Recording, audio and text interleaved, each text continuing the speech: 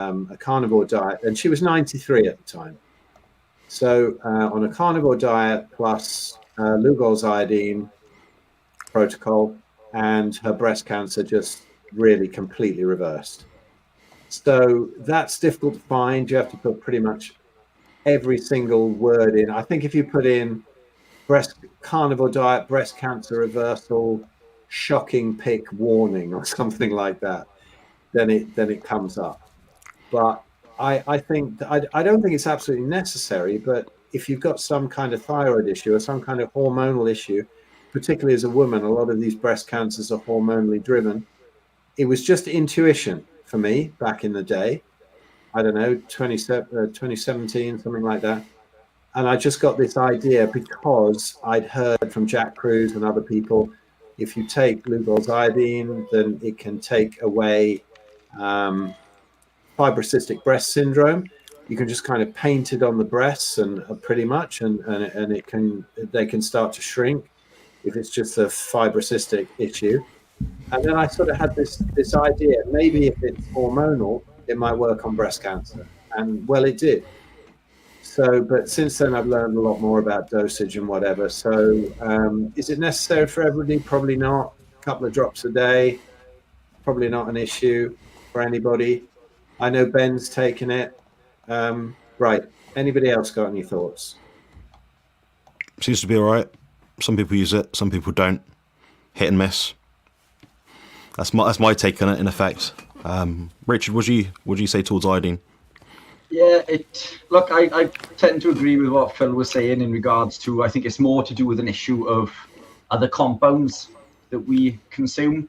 So sulforaphane and other isothiocyanates, they can cause, as Phil just said, goitrogens, but they compete for absorption, the thyroid, with iodine, and it can lead to a defect or a deficiency.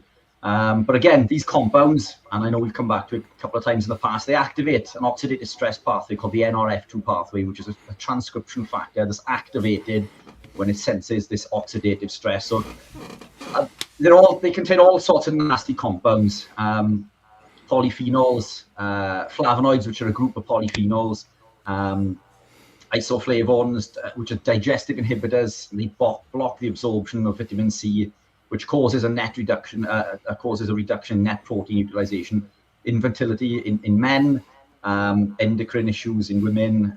It blocks thyroid peroxidase, which we need to make thyroid hormone. But I think cutting the plants usually sees a shift towards not needing a requirement to supplement with iodine, especially if we're consuming foods that contain iodine. Chicken, tuna, what else is there? Things like king prawns, beef liver, sea kelp, all these sorts of things. So I think for me, it's more to do with the removal of the compounds that are blocking the body's ability, these digestive inhibitors, these flavonoids, the isoflavones that are blocking our body's ability to absorb these compounds. Once we remove them, I think the requirement for supplementation is reduced. But again, I'm not against supplementation. I own a supplement business, so I'm certainly not against supplementation. But I do find that when we remove most of these offending compounds, the requirement to do so with iodine especially is reduced. Fair, yeah. If you're drinking fluoridated water as well, it's a problem. Yeah, absolutely. Yeah, all the halides. Toothpaste. Yeah, halides, definitely. Does anybody mind if I deal with a vegan troll? Do it. We've got Ray Sleever, who I've encountered a few times over the years. He says, that sounds like a nice bloke. Yeah, well, he or she or whatever. Only 5 confused apes who think they're lions in the live today. Lever, Mr. Lever, or Ms. Lever. Only 5 confused apes. Apes doesn't need to be capitalized. Now, the punctuation here on today, there are 3 question marks. That's not necessary. Then there's a capitalization needed after the 3 dots here. Get one more pretend kitty cat and make it a 6-pack, boys. So, Mr. Lever, Ms. Lever, probably depending on how much soy you've eaten. So I've been carnivore for 9 years. I've eaten nothing but meat. If you gave a gorilla nothing but meat for 9 years, well, you wouldn't, because it would be dead after a couple of months. How can you possibly argue with that? I suppose your next argument is I'm lying. So off you go, study human physiology and perhaps punctuation. And we shall look forward to your future comments. Can you imagine what I'd look like if I had the digestive system of an ape? Yes. Are you a hindgut fermenter? You can't. Yeah, exactly. You can't because your rib cage. My ribs won't let me. Your rib cage is too narrow. Gorilla's rib cages are triangular shaped to allow for this giant gut, and their pelvises are too wide that I can put my hands on. Pelvises are like that. So what this they are saying is that to say that you're a carnivore means that you're saying you're a lion, which is a logical fallacy. That just doesn't even make sense. Yes, we don't have teeth like lions. We are apes, right? And we are carnivore. I don't know why this gets so complicated. Phil and I did a really interesting video takedown of the old teeth vegan meme, which was a whole heap of fun. But it comes down to, these very often things. Well, you don't have claws. No, we're apes. Apes don't have claws. You draw. Yes, we. According to anthropology, we evolved from apes. Now, nearly every other primate is a frugivore, herbivore, omnivore, right? There's only one other purely carnivorous one, which is a little kind of marmoset kind of thing that eats insects or something like that. But there's no question about it. We've got the highly acidic stomach acid. We've got no cecum. We cannot get our nutrition the same way that a chimpanzee or an orangutan or a gorilla does.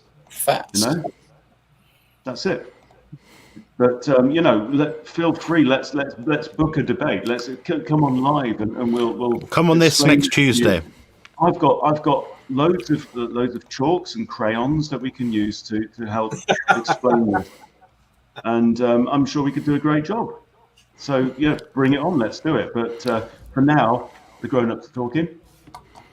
They run on fats too. They don't run on carbohydrates. They may be carbohydrates, but they run on fats. Exactly. Every large mammal is on a high-fat ketogenic diet. The size of a colon, pretty much. Yeah. Whereas Mistress Lever, when you eat carbohydrates, all you do is fart. You don't actually absorb any of it because you don't have the correct digestive system. And I love these vegan debates. That's what they do, don't they? They spend about 80% just chewing of their day, constantly chewing. They've got massive cecums, massive colons, and then they're nourished by fats. We can't do that, so we eat animal fats. That's how it works. Exactly. Never mind, I don't know. I don't know what to say to these people. We won't address this person again, but if they do happen to want to come on the live stream next week, give us any one of us an email. We'll send you the link. You can debate any one of us on this. It doesn't really matter which one of us, but we can have your own 5-10 minute segment. Have the special seat, and we can probe you on your comments.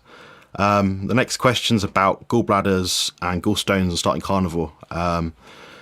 I think the general consensus is that we just kind of spread out the meals. We start lower fat and increase it over time. How long that takes depends on you as an individual. Depends on your liver health, your gallbladder, and just your start point. But that's what most people tend to say. I don't know if you guys have any different kind of experience or suggestions with gallbladders or gallstones. Just a little bit quickly before anybody more intelligent than me popped up, but if you have actual gallstones in the gallbladder, obviously then if you eat high fat, you're going to get a gallbladder attack, and then the docs will tell you, oh, never eat high fat. But obviously the gallbladder has got in that stage in the first place because it's not emptying properly, and so the sludge then becomes calcified. So I'm really not one for recommending pharmaceuticals, but there is something called ursodiol, that does shrink down gallstones. There's a few other ways like Chancropiedra and, you know, other things that people have shrunk them down with, maybe, I don't know. But sodiol does work if you can find a doctor that will prescribe it, but usually they don't, because they know that they come back straight away with their dietary advice. So, and they get more money from the hospital for cutting out the gallbladder. So if you can find a doctor that prescribes sodiol and then get onto a very high fat diet, then you won't have any more trouble with gallstones. In the short term, you might do if you do have them, because it can cause an attack, but it didn't cause the problem in the first place. It's sort of like training with a heavy bar, you know, a heavy Olympic bar when you've got a broken arm. It's not the fault of the bar. It's, you know, you have to wait for that to heal first. So shrink down the gallstones, and getting into a bit of woo-woo when they get small enough, or to keep the gallbladder flowing, liver flushing. I keep laughing, even though, because it's like a sort of vegan idea from Andreas Moritz's books, the amazing liver and gallbladder flush and whatever. It really does work. So you can kind of clear it out with that. But in the unlikely event that you can get a gallstone stuck in the bile duct doing one of those flushes, or it is a potential danger, although I've never heard of it. But if you can shrink them down with a sodiol and then go on a high-fat diet, you'll be absolutely fine. But if you look, if you can Google or YouTube or whatever, no, Google, what's it called? Protein power, how to get rid of gallstones without surgery. It'll give you the details on a sodiol of how to get rid of that before you go on to a high-fat diet and risk an attack. Anybody else? Not really. Yeah. All right, sure. A bad gallbladder and gallstone, sorry, is still far preferable to no gallbladder. So hang on to it if you can. So yeah, absolutely. And we still have people, even with no gallbladders, who are okay on a carnivore diet. Sometimes they have some difficulty in transition with the bile production, but usually they're fine. And the body actually sometimes creates a pocket in the bile duct that sort of almost imitates a gallbladder. The body's very clever. Have you got anything on that, Richard? What's your view on that? Well, in regards to the gallbladder, yeah, I think you guys have just covered it. It's super simple. You can live a carnivore lifestyle without the gallbladder. The liver will upregulate over time, just a case of reducing the meals, reducing the fat, probably eating more regularly. Within the carnivore sort of lifestyle, ketogenic lifestyle, we tend to get thrown into this situation of fasting. And we think that we need to be fasting to reach a state of autophagy. But being ketogenic puts us into that state regardless of fasting. We reap the benefits of autophagy, mitophagy, brown fat activation, lipolysis, insulin sensitivity, while being ketogenic. So we don't need to fast. And I think that's the fear in regards to living this lifestyle, consuming too much fat, too much protein in one go. But if we split the meals down, eat a little bit more often and less, then that can work incredibly well and allow the liver to upregulate its ability to produce the bile. Yeah, baby steps, super simple. How was that for a short answer? That's one. Cheers. Makes sense. I'm so sorry. 1 second. I can't help it. Race leader again. Let's hope you don't like or love your family then, so they don't end up on your plates too, since that's what you think love means. I mean, that's fantastic, isn't it? So if we eat animals, suddenly we're cannibals. It's just incredible. Now, mate, listen. Our diet kills about one animal a year. Your diet kills absolutely millions from the crops and the crop deaths, and you waste them. I mean, we actually eat them, but you leave them lying in fields, gasping and choking and poisoned with pesticides. And what is accidental about pesticides? I love that. It's always the same thing from vegans, isn't it? I love these interludes tonight. Also, it's just anti-human. Like, are you for humans or against humans? You know, this is what we're designed to eat. We thrive this way. Those kinds of diets hospitalize human beings. So it's a little bit misanthropic. No, spot on. An absolutely ungrateful parasite. What a cretin. So we've got a comment here from Bruce Wilk. He's a lovely chap, actually, by the way. I do know him personally. And he's left two super chats. I'm going to get us all to respond to, basically, because we might have different takes on it. Basically, it's a two-part question. So, have the GI of a lion meat digests best, but simple sugars too? Fell off the wagon, ended up in a hospital with severe arthritic pain due to another autoimmune disease. High-fat carnivore diet and staying in ketosis keep my pain in check. Tips or advice appreciated. Now, the follow-up is clarification. GI of a lion because I lost my colon 7 years ago. Interesting. Permanent ileostomy from ulcerative colitis. All biological meds failed. I didn't find carnivore until after my surgery, unfortunately. We can all chime in on this one, I think, because we've all got experience in pain. But yeah, if Lee, if you start off talking about your experience and any sort of reduction in pain you might have had. Well, I mean, I lost my colon 7 years ago, my whole colon to ulcerative colitis. So it's the same thing. I don't suffer with arthritis, though, but I understand, obviously, they're both autoimmune issues. I do realise that, if you've got arthritis, the best thing you can do if you're really, really in severe, pain, stuff like that, fasting probably would be of benefit. Obviously, like you're saying, ketones, we're in that same state of autophagy and mitophagy, but you can just benefit through getting into a deeper level of that, perhaps in a bad flare, or I don't know. I haven't got loads of experience in dealing with arthritis, but you're doing the right thing. I don't know if you're consuming any kind of olive oils and things like that, but some people, they eat a lot of meat and they still have olive oil and things like that in the diet. That would be against you if you've got an autoimmune disease, the polyunsaturated fats and things like that. I would say, just make sure you're cooking in animal fats. That's it, and maybe practice fasting a little bit. But I would say, given time anyway, you're most likely going to get a lot better. That's it.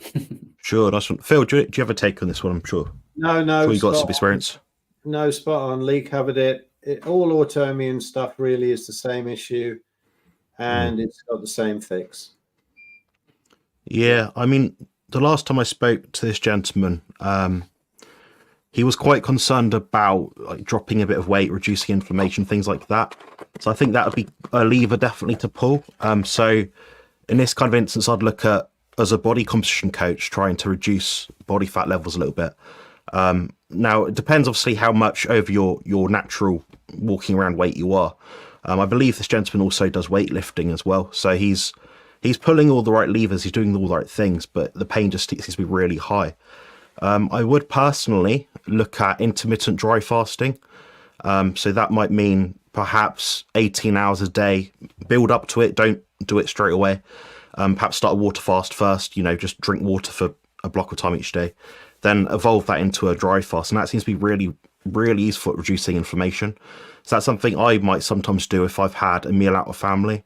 So it helps me clear my system quicker because I've got less going through the gut at once. So if your gut's emptier, it's in a better position to heal. So that's my take on it. And obviously, looking at the high-fat carnivore side of it, that's probably indicated as well, meaning we have more of our energy substrate through the form of fat, which is actually also lower in volume. So it means it's going to be less deleterious to your gut. Now, when you eat a diet which is much more protein, there's a lot more mass to take in. Because with protein, you have obviously the meat, the meat is the protein. You have a water portion of it as well. So all that has to go through your gut. Like if you're trying to reduce binging and, sort of eating the bad sort of things, then expand your gut all the time with drinking loads of water could also be a problem. So I'd look at it from multifactorial points. So the higher fat carnivore, intermittent dry fasting, maybe a few supplements as well down the line. If you're dropping body fat, maybe some kind of antioxidant profile protocol could be useful. Maybe a B complex as well if you're particularly stressed. That's what I personally look at, and people say, "Oh, why do you recommend that? You get all you need from the carnivore diet." Well, most people I speak to on the carnivore diet do take supplements, and they do seem to find a benefit. Now, with me saying that, I'm not saying you need to take them, but I'm saying they could be useful. How useful they are, I couldn't honestly really say. But I'd certainly look at some things as well. I mean, if you're dropping body fat, you're releasing toxins. You could be, oxalate dumping as well down the line. So I'd look at that aspect of it as well. So using an electrolyte product such as Keto Pro electrolyte products, which is potassium citrate and other things like that. As shown, I've also got some here. So I do actually use them. I'm not an affiliate, guys. I would actually buy them regardless if I got them or not. But I have bought a few myself anyway. But they're really good products. I'd look at that one as well. Outside of that, I mean, that's the thing I'd look at. It's just consistently doing the same thing day in, day out. Think of it like a powerlifting meet or a bodybuilding competition. You know, you're doing the same thing day in, day out, trying to get the result. You're inching closer every day towards that end point. So don't try and be perfect, just try to be consistent. And that 80% will do a lot of favors for you over that period of time. But they're the things I'd look at. So the water consumption, higher fat carnivore, intermittent dry fasting, maybe sprinkle in some useful supplements if you find it useful. And if your food intake is getting low to the point where you're thinking I'm a bit malnourished, especially if you're physically active. Did you, Ben, or Richard have a take on it at all? Not for me.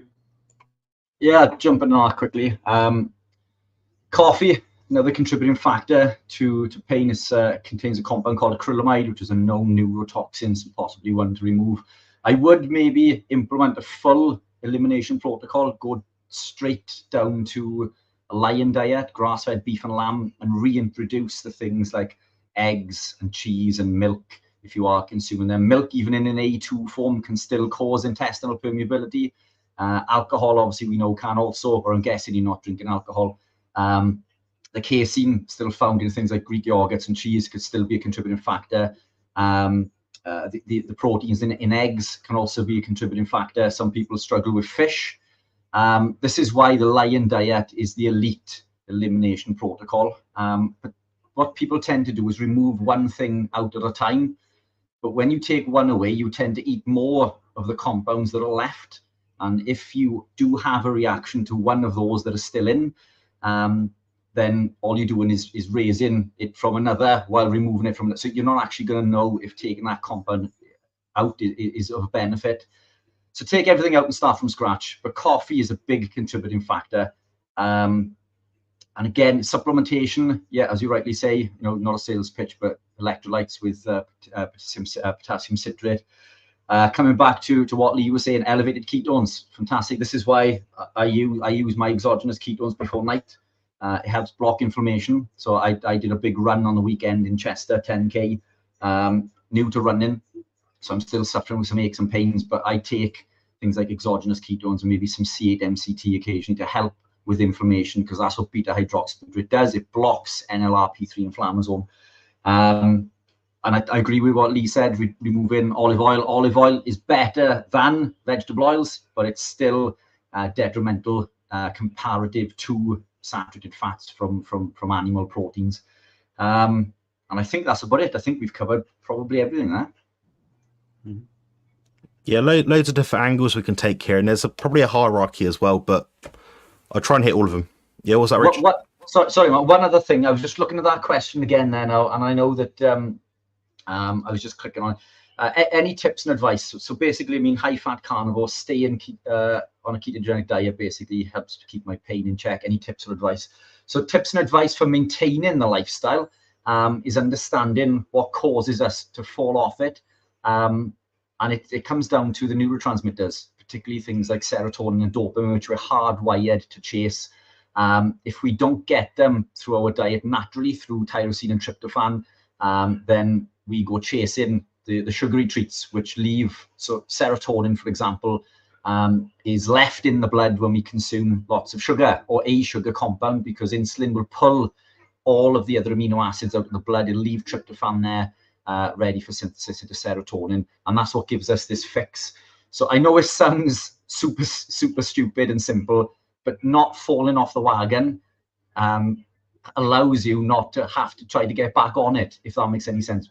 And the reason I say that, I know that sounds really stupid, but next time you feel the need for a sugary treat or something, what we need to understand is these compounds, especially from plants, they block the cofactors involved: vitamin B3, vitamin B6, vitamin B12, B9, zinc, iron, magnesium, so on and so forth. So to create the neurotransmitters from tyrosine, tryptophan, and phenylalanine, we need the cofactors. The second you block the cofactors, we can't bake that cake or fry the steak in this case. The second you block those cofactors, that's what fuels our cravings for the sugary compounds. So not keeping anything in the house helps. I've got a 9-year-old little girl, so it is incredibly difficult not to have these compounds in the house. If I had my way, she would be strict carnivore. But yeah, talk for another day maybe. So I have to put things in place. And what I do is I put all of her sort of stuff in, and she doesn't eat a lot of sweets or chocolate, but, you know, and other crap, which I wish she didn't. And if I had my way, she wouldn't. But yeah, that's a rant for another day. But what I do is I pop those things into one cupboard, and I know that that is not mine. My things are in the fridge or the freezer or the frying pan, and this cupboard is not for me. So I convince myself that I'm not to access this cupboard, and therefore I don't get tempted. So yeah, some other tips and advice there, just understanding that the second you fall off the wagon, how difficult it is to get back on, and understanding that those neurotransmitters are being blocked. Just reinforces maybe your ability to maintain the lifestyle. And again, I know that sounds stupid, but once you realize that, then it gives you the power to make those educated decisions. Yeah, for sure. Thanks very much, Bruce, for your super chat as well. Again, just stay consistent, find ways around it, like Richard said. Put your food in your cupboard, and that's your cupboard. If it's not in your cupboard, it's not yours. So I kind of look at that myself. So I get quite possessive with my food. I'm in a fat loss phase right now, so I have my shelf in the fridge and my cupboard. Everything else isn't food. There's chocolate bars, half-eaten bananas, fruit yogurts and crap in it. That is not mine. If I did what I eat in a day, like here's my shop, here's my fridge kind of thing, I'd just be showing you like one shelf. You'd be like chicken, beef, turkey, raw milk. Well, that's it, you know. So it's not very interesting, but keep it really simple. Now we've got a super chat, which is a joke, I think. I'm hoping it's a joke. Yeah, I know what it is, but what do you guys think it is? The answer. best breed of dog meat. Well, I mean, to mean the best brand of dog meat, then there isn't one because it's just meat.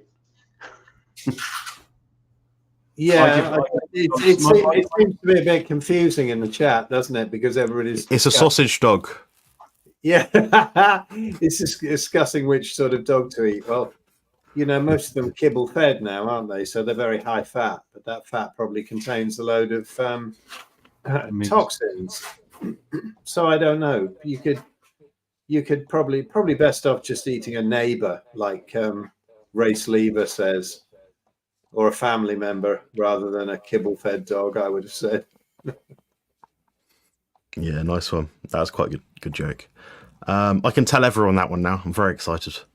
Tell all my friends. We've already answered this one, haven't we? Yeah, let's get rid of that one. All right. Next question's from Landers, a loyal member and joiner of our channels. Any ideas why on the carnivore diet that triglycerides on the blood panel hasn't reduced in 6 months? Is it too much protein in the diet? Well, I would have thought it could be you're losing body fat. That's my take on it.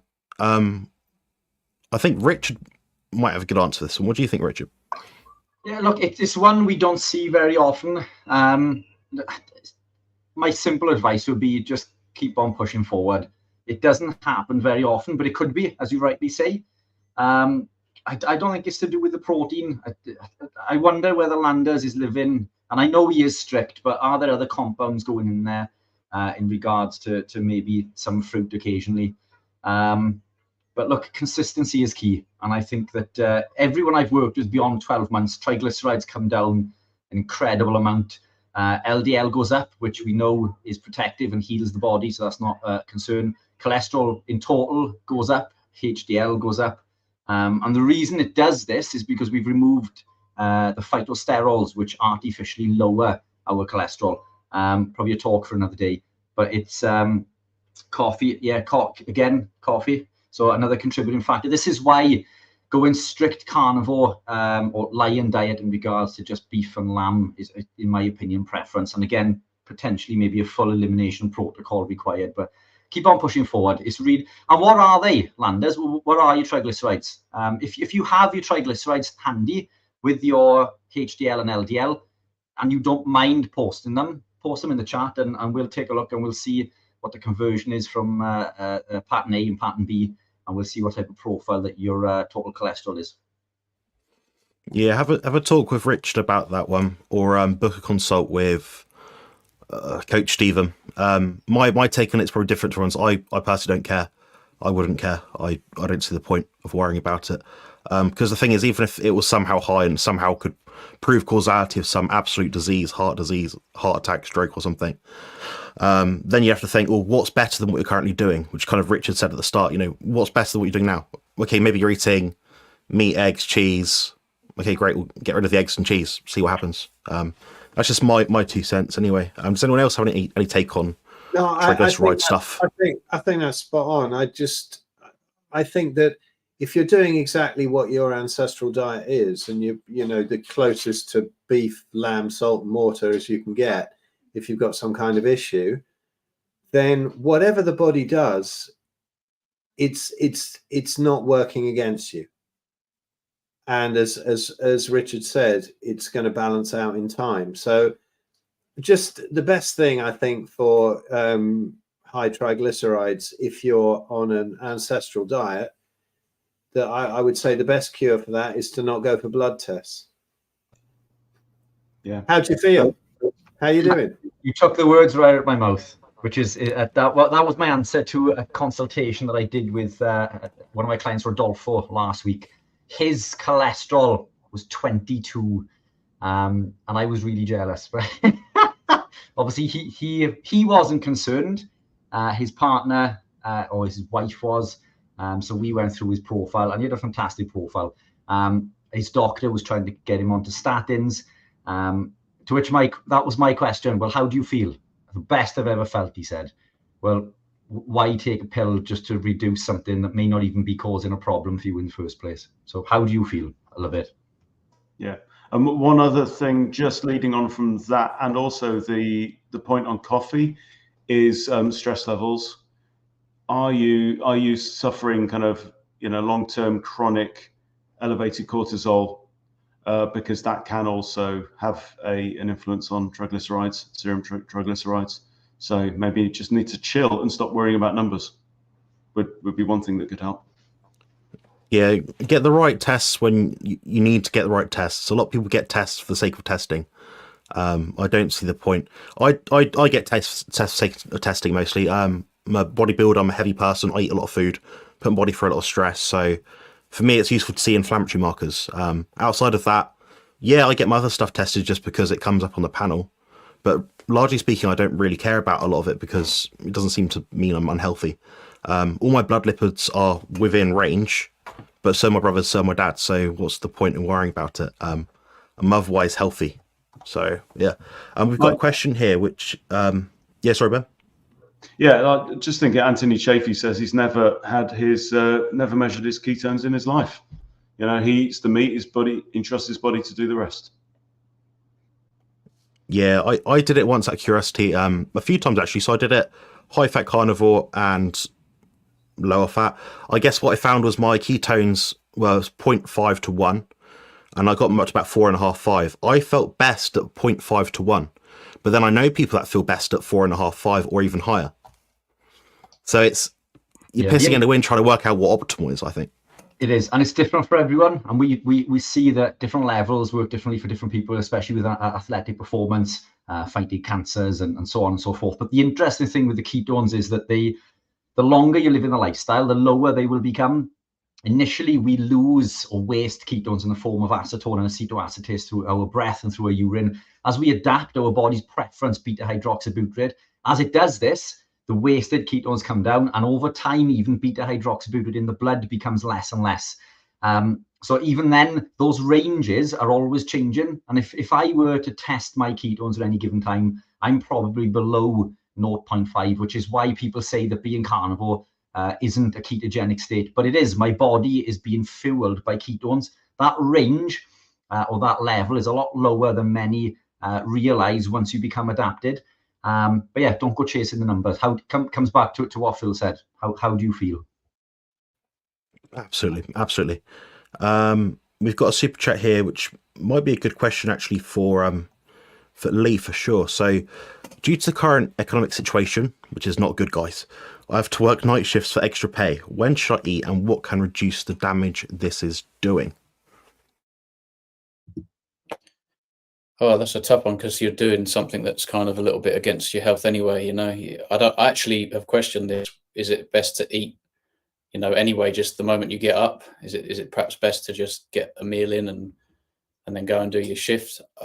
I don't know. Situation, I have to work night shifts for extra pay.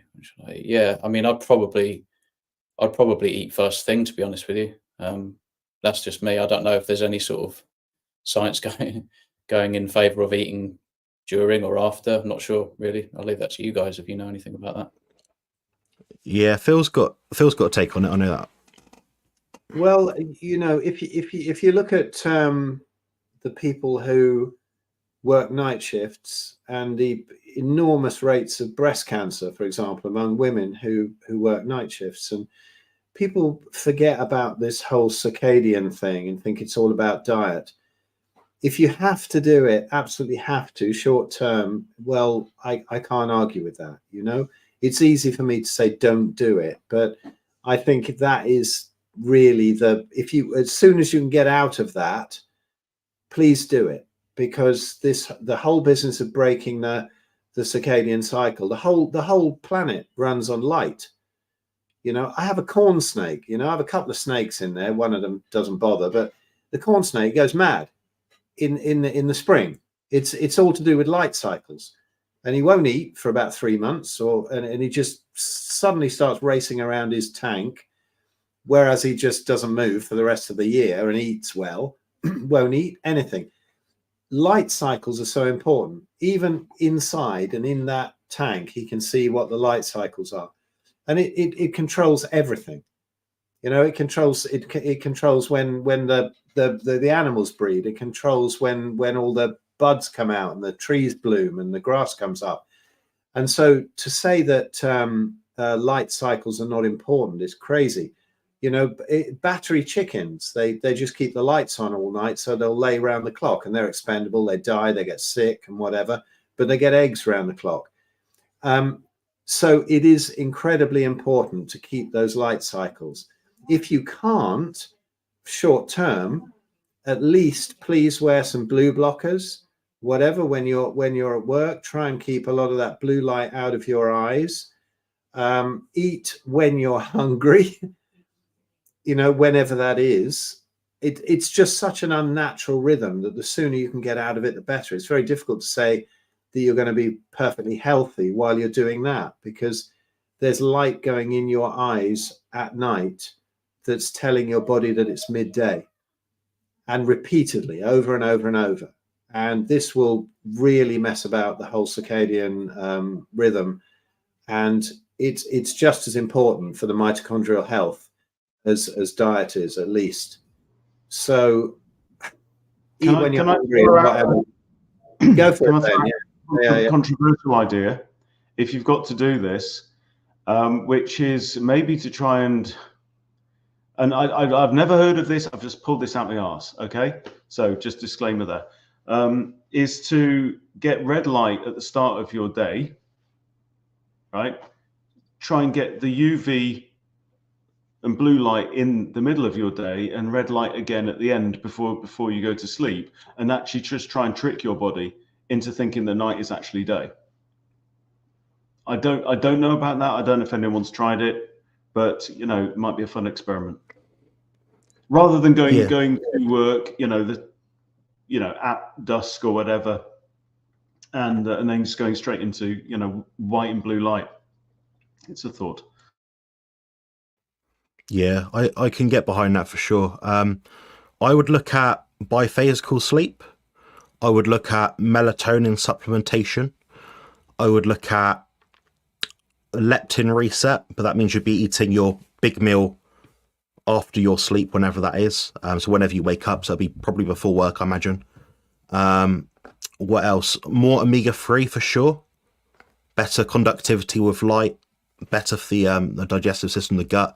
Because your gut will not heal properly if you don't sleep at night. It will be impaired to some degree. So there's no way around it. Like the guys have said, you have to get optimal results. You can't get around sleeping, when it's daytime. But I say biphasical sleep so that you can get some sunlight during that middle gap. I say melatonin because it is pretty much what it's used for and prescribed for. It is a useful hormone, which is in a tablet form. And I work quite a lot actually with paramedics, shift workers, and people that do funny hours. They're the things I recommend to them, and they're the things that seem to be helpful. The blue blocking glasses as well, perhaps towards the end of your shift, maybe. You can get yellow ones as well. They won't be as effective, but they'll give you more clarity for sight. So if you're typing away, you're using a form, using a computer, something, that'll be useful. So you can get, I think they call dusk blue blocker glasses. They're not the same, but they'll block out some of the blue light. Just not the same exact frequency. Getting out sunlight as much as humanly possible during the time that it is daytime. Getting grounding out at night, 30 quid, 40 quid. My red light and near infrared panel that I've got next to me, it's not turned on right now, but I actually use that after the gym, and I find it has a very calming effect. I'll also close my curtains so my room's dark, but I just have exclusively red light. That's really useful for my recovery. Amazingly useful. Like, I rate it much higher than having a warm bath sort of thing. So, it's high on my priority list. And none of those things are particularly expensive. The blue blocking glasses, mine are in the link below in my YouTube channel description, and they're about 15 quid. The red light panel works. It's real. It emits heat, emits red light at the right frequency, and that was about £45. It wasn't 400 quid that people spend online. You're paying for the brand name. Other things, melatonin. It depends what country you're at. It may be a legality issue, but if you can get it, it is quite a cheap supplement to use. There are things I'd look at doing. Yeah, I mean, Ben did touch on a really good point. The red light, if you can get it, is probably the main hack you can look at. Also omega-3 side of it as well. So plenty of oily fish and things like that will help your detoxification pathways, which will never be optimized if you're not sleeping at night, ever. So that's how I would hack around it, basically. But does anyone else have any sort of thoughts on it at all? I think you've covered everything there, Jonathan. Just to add about the omega-3s, which ties on to another comment that I saw earlier about krill oil. I don't know if it's tagged as a question, so I don't know if it's going to come up. But all oils oxidize. So get your omega-3s, as Jonathan says, from your oily fish, salmon, sardines, mackerel. I think mackerel is probably one of the best sources. But omega-3s are found in animal proteins like beef anyway, lower quantities. But if you eat lots of beef, then you're going to get more of the omega-3s. But just don't supplement with them or the krill oil for that matter. Yeah, for sure. Makes perfect sense. I say all that stuff because I've looked at like 100 hours of Dr. Jack Cruise's stuff. And as someone that is, a surgeon working funny hours at night, staring at blue light all day, if anyone's going to know it, it's going to be him. So I'd probably trust what he says. And the articles that he sort of cites do seem to make sense to me, at least. Now, next question is a very good one from my friend Paul. Can you build and maintain muscle on a vegan diet? Yeah. What do you guys think? Yeah, if you take steroids. Or supplement with meat. Look, of course you can. People do it all the time, don't they? They build muscle on a vegan diet. But is it optimal? Well, no, it's not. And for a number of reasons. One, the protein is far lower quality, as Jonathan will tell you. Animal proteins contain leucine. It's leucine that activates mTOR. We need around 3 grams of leucine to activate mTOR to maximize muscle protein synthesis. But Richard, mTOR kills you almost immediately.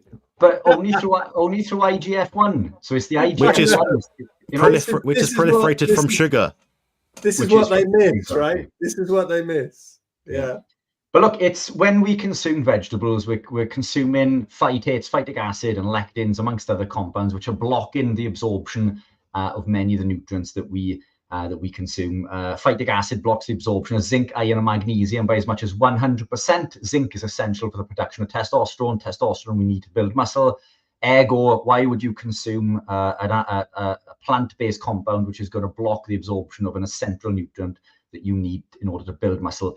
And it isn't just enough to eat a compound or a protein shake that contains the protein, because if you are consuming the vegetables or plant compounds around it, that is enough to block that absorption. And I repeat, as much as 100%.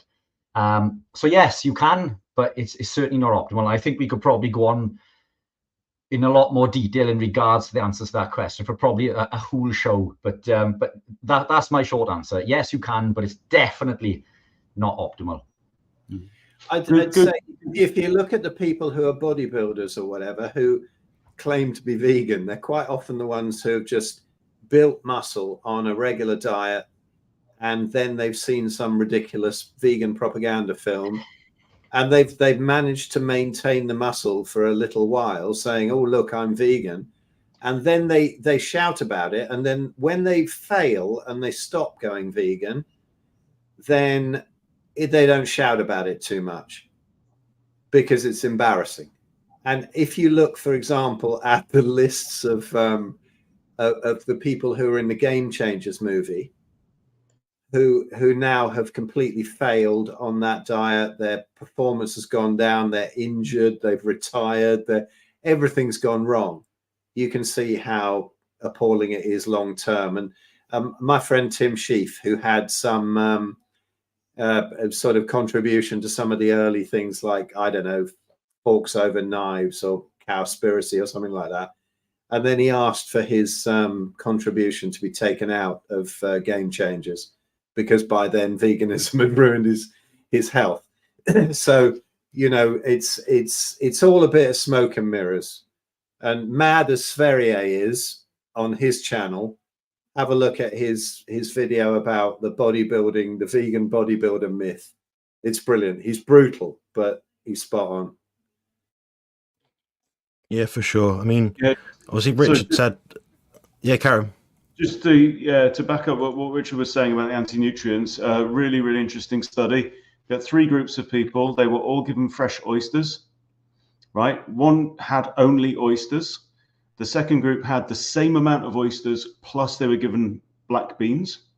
The other group was given the same amount of oysters, plus they were given corn tortillas. The first group, their blood serum zinc levels went up peaked at plus 140 nanograms per deciliter, right?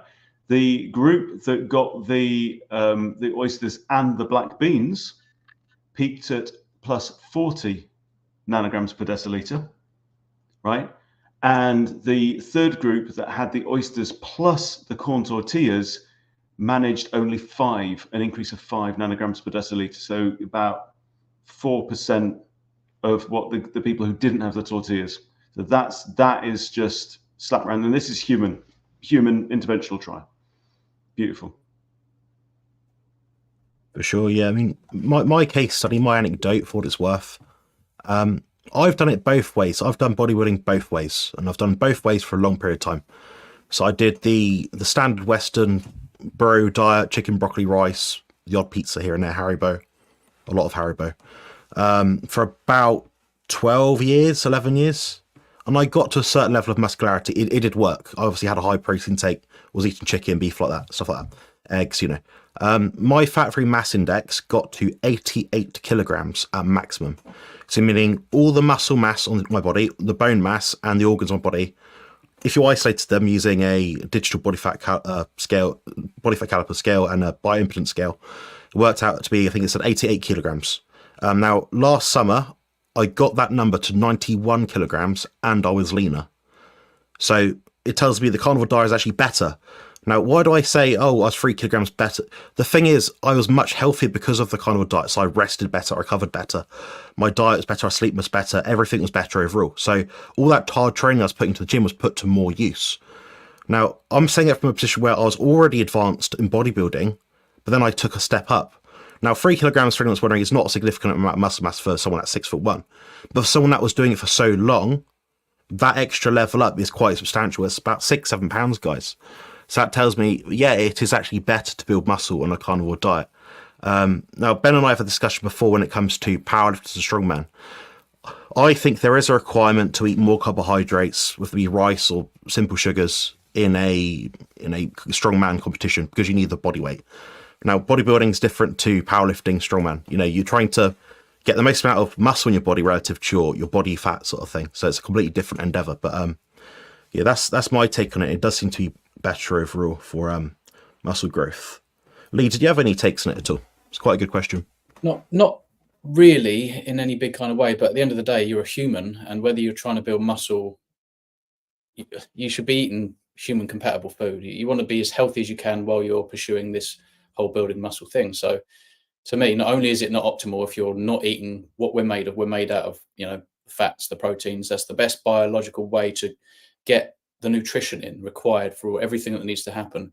But also, if you want to be healthy, that's the best way to go about it. So to try and build muscle on a bit of plant-based diet not only is not optimal, but it's not good for your health. Like, it's just inflammatory, and it's not going to fare well long term as well. You know, it's not going to fare well on your joints. You're already going against yourself in some ways, depending on how you work out and how you practice. But yeah, obviously the proper human diet is going to be the way forward for absolutely everything, because we're humans. So that's it.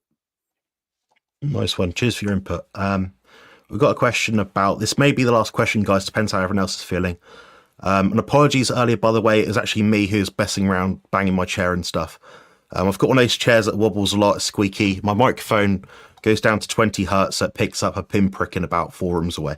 And if I breathe too heavy and microphone's too close to me, it is too loud. So please let me know in the chat, as Ben has and a few others have, if I'm too noisy. I could just mute myself easily, and I'll obviously just do that. But yeah, the question is on supplements and carnivore. What's your take and why? Richard, you take supplements.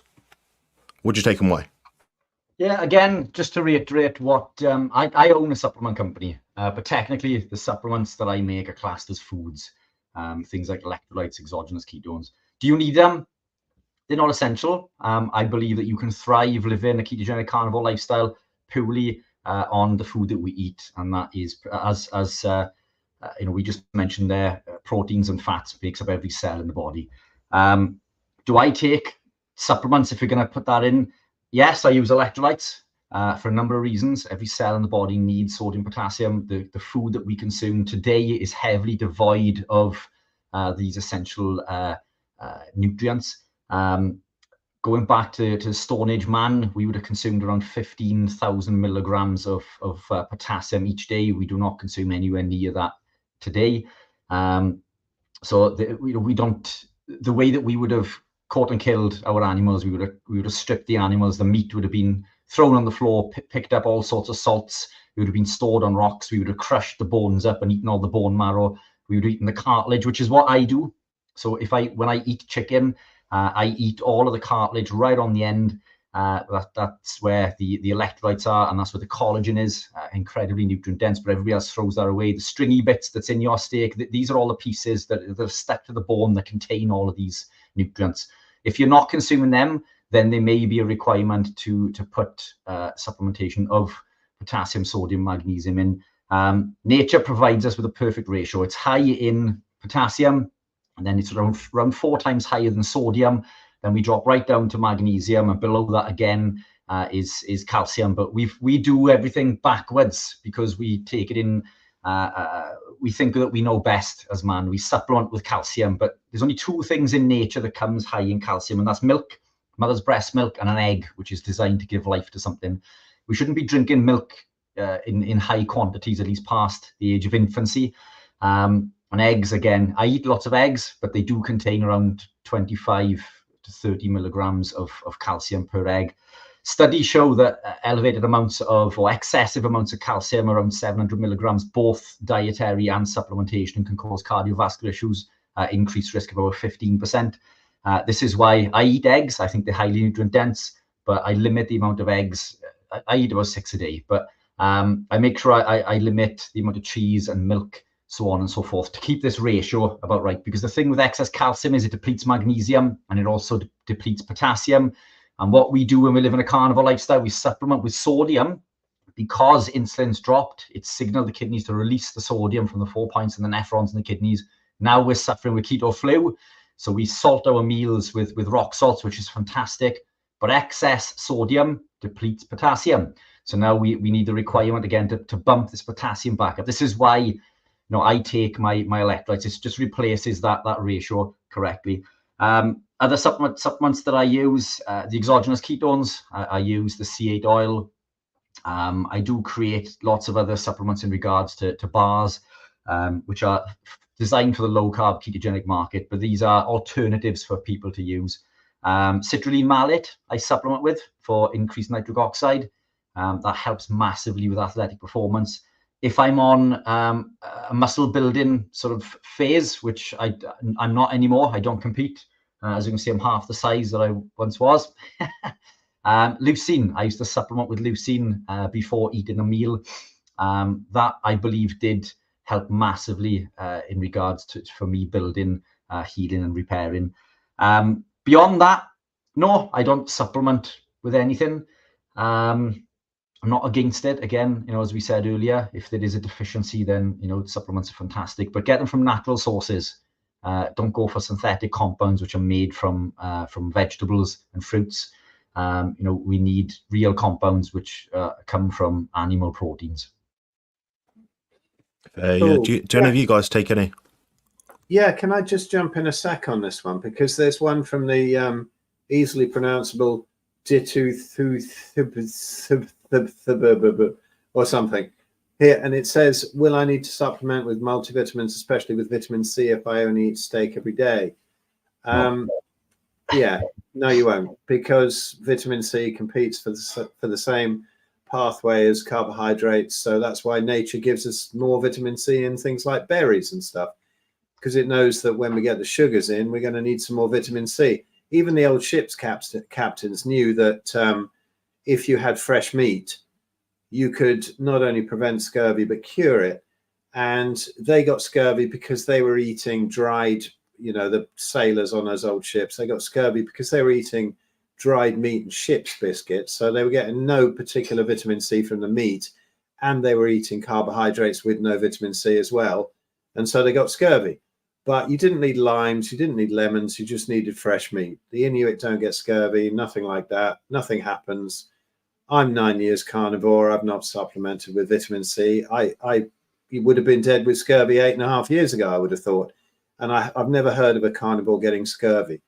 So, if maybe they eat too many carbs with it or something that doesn't have sort of inappropriate carbs, they might get some sort of vitamin C deficiency, some subclinical issue, as our friend Elliot Overton often deals with, but you're not going to get scurvy. Also, supplements can often contain all sorts of fillers that keep the gut leaky. So when you're trying to heal the gut, if you've got some kind of autoimmune condition, then really that is your first priority. So don't be taking anything while you're trying to heal the gut, and then go and talk to some specialist like Elliot Overton or like Richard here, who understands about supplements that don't have too many fillers in and won't ruin your gut, and exactly why you might need them down the line to give yourself a bit of a boost.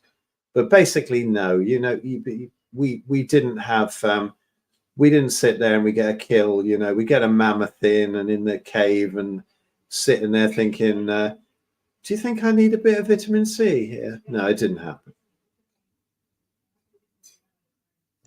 Yeah, I'll jump in quickly. My most popular supplement is sea salt. Other than that, sometimes Lugol's iodine, not as much now. I'm not drinking coffee. Sometimes vitamin B complex, sometimes vitamin D3, just because I've got them to finish off. So I've been taking that over the winter. And then, I'll experiment with some stuff. I mean, I'm taking the stem cell trigger one as well from Cerule, and I've been trying some methylene blue as well. The only other one probably that I will take regularly, borax, a weak borax solution too, because again, a lot of our soils are simply depleted in that, and it's you need it for good bones and good joints. And the only other thing is, it sounds like a lot, doesn't it? But these aren't regular mainstays of my regime at all. Is pine pollen tincture that I make myself, because I had a vasectomy nearly 18 years ago. So I take that to boost my testosterone, and that's it. Fair, yeah. I take a number of different supplements, guys. We've got a different experience, you guys, completely. But my background is a bit similar to Richard's in a sense. So I managed a health food shop, and I worked in Holland and Barrett for about 2 or 3 years. In that time, I saw people find some things useful, like it change their life, some things not so useful. The most popular supplements that were sold and repeatedly bought were always vitamin D, magnesium, a B complex, and obviously salt, stuff like that. And actually omega-3. I'm a bit sketchy as well about the omega-3, just because the quality of it is quite often crap. There are a couple of brands out there that are good quality, that aren't oxidized and rancid as hell. I've tested them on myself for my blood, and I've used them for extensive periods of time of 6 months plus in some cases. There's two brands that I would recommend that do seem to be fine. One is Wiley's Peak EPA, and the other one is Barefoot Nutrition. I think it's just omega-3. They come from small oily fish, so low in toxicity. The only problem with those is they're not tested for aldehydes. How much could they have? I don't know. But I've been using them for a longer period of time, and I seem to notice a benefit when using them. I tend to use more in the winter months. Again, it helps you absorb more vitamin D effectively. That's kind of it in a nutshell. Outside of that, I'm using a B complex at the moment, half a tablet per day. I also use a mega dose of vitamin C. I was going to wonder, oh, why do you need to add that? You don't eat carbs. There's a good reason. I also use a liquid zinc product, which is effectively zinc sulfate, I think, in pretty much a purified water solution. The reason why I'm doing that is because I've suffered with pretty intense bouts of mononucleosis, Epstein-Barr virus, and HSV1. My life is pretty miserable if I don't use them. So I use them for periods of time to help get over something. If I'm stressed out, which is quite often, being autistic and very special, then yeah, they're pretty useful things to me. So that's what I'm finding. Now, I'm not saying to people you need to try these things or use them, but they're useful in a naturopathic approach, in that you cycle them in, then you don't use them, then maybe use them again. I don't seem to notice a negative effect from them, but what I will say is I've been using for the past year or so 2 acyclovir tablets per day. I've been doing this protocol now for about a month, and I'm now down to half a tablet per day. So whatever I'm doing as the intervention is clearly working, so we're doing the same thing for a long period of time. As a bodybuilder, as Richard was back in the day, I live the same day every day. My day is nearly the same I do the same thing day in, day out. So I can work out what is and isn't working quite easily. It seems to be those things are particularly useful for me. Now, obviously, there's different elements someone could have, so there's going to be a different kind of supplement protocol for different people. There's even different herbs that are quite useful, but largely speaking, the things I might recommend to a lot of people are things like taurine, vitamin D, magnesium, and if someone wants to speed things up in terms of like oxalate dumping or help break them down, at least maybe potassium citrate or electrolyte kind of product like Richard's Keto Pro. So yeah, there's some that are useful. Generally, they tend to be a vitamin, a mineral, or an amino acid in isolation in a specific form at a specific dose, relevant to your size, body weight, and stage of whatever you're trying to tackle. But if you're otherwise healthy and there's nothing wrong with you, you don't need them. But like Richard said, if you're a performance athlete, maybe some MCTs could be useful, maybe some BHB could be useful. So they might give you a few more percentage points in that kind of sense. But you weigh it out of yourself. If you're sacrificing good quality food, animal food, but then you're buying McDonald's and French fries, and you're trying to take B complex and wasting money there, you're looking at the wrong thing. I think we could probably all agree with that. But Lee, do you take any supplements at all? I know I've asked you like a week ago, but what's your take? I haven't honestly taken a single supplement in 20 months or wherever I am on the carnivore diet. I eat very close to about 1 kilo of red meat a day. I add a couple of raw egg yolks, and I have usually a cup of bone broth. And I've worked it out. I seem to be getting the minimum of everything we're supposed to get, and I feel fine. I'm actually supposed to be one of those at higher risk of regulating electrolytes without a colon, because I don't get that reuptake of water and sodium, things like that. But I don't seem to struggle. So I did have a couple of cramps in the early stages, but just persisting with things, I don't seem to have any issues. And so I think if ideally I could have a large cup of bone broth in the fridge always, that would give me a little bit more confidence long term. It's quite difficult because obviously I have certain meals in the slow cooker. I then stick all the bones back in, but sometimes, you keep these going for 3 days and then it's gone. And then you almost have to quickly get something back in there again to have 3 days while you're drinking this stuff, to then have the next stuff coming in, to always have something in stock. But I mean, usually I feel like, I feel good and I think I'm doing the right kind of thing, so maybe down the line it will change, but at the moment it's not broken. So I'm not going to try and fix anything. Absolutely. Yeah. I mean, health is a moving target, guys. So there'll be one day when I don't take any of these things, hopefully. And that's the goal. The goal isn't to take them because I think it makes it better. The goal is to not need to take them. They're supplements after all. So, yeah, are you guys ready to wrap up, or do you want to do one or two more? I don't mind. One thing really quickly, we kindly asked Landers to pop in his cholesterol profile. So he's put in his serum HDL is 1.4, LDL 7.1, triglycerides 1.26. So that gives him a triglyceride to HDL ratio of 0.9, which is incredible. So, you're worrying about elevated triglycerides over nothing. Ideally, we look at numbers. We want triglycerides lower, but the ratio is fantastic. 0.5 would be incredible, but 0.9 is incredibly healthy. So yeah, that would tell me that your LDL is predominantly Part A.